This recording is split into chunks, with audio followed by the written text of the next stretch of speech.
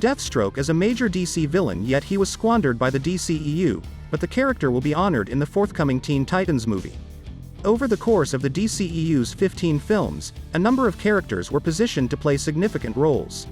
Yet some of them were not given the chance to realize their full potential before the DCEU came to an end.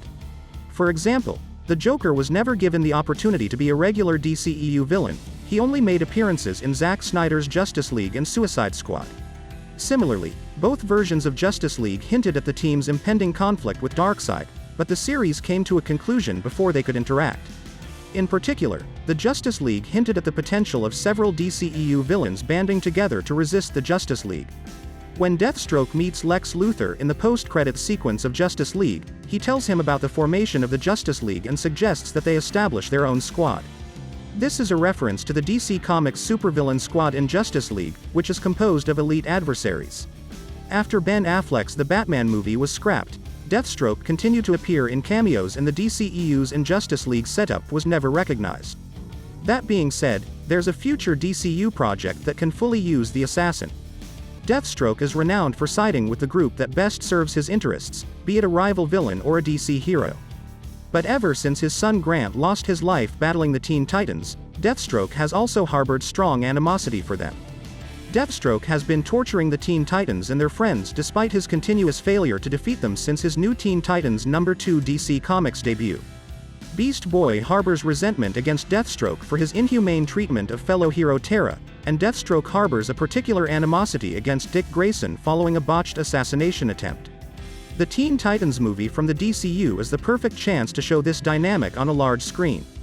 Batman movies haven't given Robin nearly enough attention, much alone foes of his own. Similarly, Deathstroke's one and only big screen adaptation was linked to Batman. Deathstroke and the Teen Titans may forge their own rivalry apart from any Justice League member in the new DC universe, and the villain may have more options to reappear in films and television series starring other characters without the stigma of belonging to Batman's rogue gallery. After being selected to portray the antagonist in Justice League, Joe Manganiello frequently said that he would like to play Deathstroke. However, the possibility of a full-length Deathstroke cameo was drastically diminished once Matt Reeves' The Batman, starring Robert Pattinson, replaced Ben Affleck's original project. In the Nightmare segment of Zack Snyder's Justice League in 2021, Manganiello reprised his role as Slade Wilson and Jared Leto made a cameo as the Joker. 2 years later, Aquaman and the Lost Kingdom brought the DCEU to an end. Following the confirmation that Deathstroke has no place in the DCEU, Joe Manganiello disclosed that he and artist Jim Lee had considered the prospect of a DCEU Deathstroke prequel in comic book form.